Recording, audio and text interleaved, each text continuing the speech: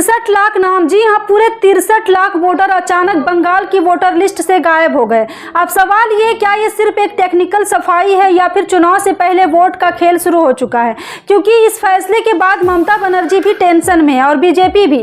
तो आखिर ऐसा क्या हुआ कि दोनों तरफ बेचैनी है? बंगाल की राजनीति में इस समय सबसे बड़ा शब्द है SIR, यानी स्पेशल इंटेंसिव रिवीजन। चुनाव आयोग ने वोटर लिस्ट की खास समीक्षा की है और नतीजा 63 लाख नाम लिस्ट से हटा दिए गए। अब जरा ये आंकड़ा समझिए, 63 लाख मतलब कई जिलों की पूरी आबादी के बराबर। चुनाव आयोग कह रहा है इनमें से करीब 55 लाख लोग या तो मर चुके हैं या कहीं और शिफ्ट हो गए या लंबे समय से गायब है। लेकिन कहानी यहीं खत्म नहीं होती। सबसे चौंकाने वाली बात क्या है, इन हटाए गए नामों में 23 लाख ऐसे लोग हैं जो बताए गए जिन्हें मृत घोषित किया गया। और अब सुनिए असली झटका, इनमें से करीब 8% लोगों ने पिछले चुनाव में वोट भी डाला था। अब आप खुद सोचिए, अगर कोई इंसान मृत है तो उसने वोट कैसे डाला? क्या बंगाल में मरे हुए लोग भी वोट दे रहे थे या फिर कहीं जिंदा लोगों के नाम ही गलत तरीके से हटा दिए गए?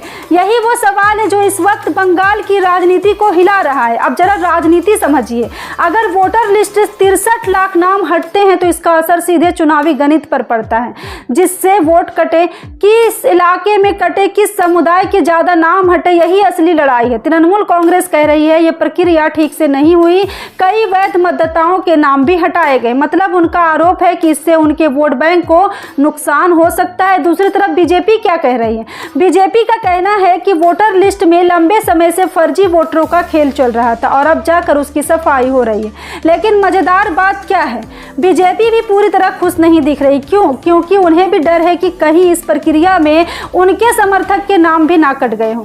यानी एक फैसला ऐसा है जिससे सत्ता पक्ष भी बेचैन है, विपक्ष भी। अब एक बड़ा सवाल आपसे है, अगर सच में वोटर लिस्ट में इतने फर्जी नाम थे तो ये सालों से कैसे चल रहा था? सिस्टम से सो रहा था या फिर सिस्टम जानबूझकर सो रहा था?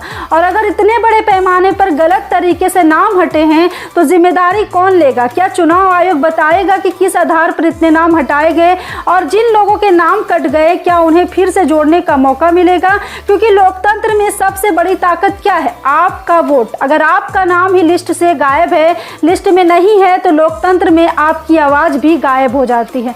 बंगाल में अगले चुनाव से पहले ये मामला अब राजनीतिक तूफान बनता जा रहा है। तृणमूल कह रही है ये वोटर सप्रेशन हो सकता है, बीजेपी कह रही है फर्जी वोटर की सफाई है। लेकिन असली सवाल वही है, सच्चाई क्या है? क्या ये लोकतंत्र को मजबूत करने की कोशिश है या फिर चुनावी खेल की नई चाल? और सबसे बड़ा सवाल, क्या 63 लाख नाम कटने से बंगाल का चुनाव गणित पूरी तरह बदल जाएगा?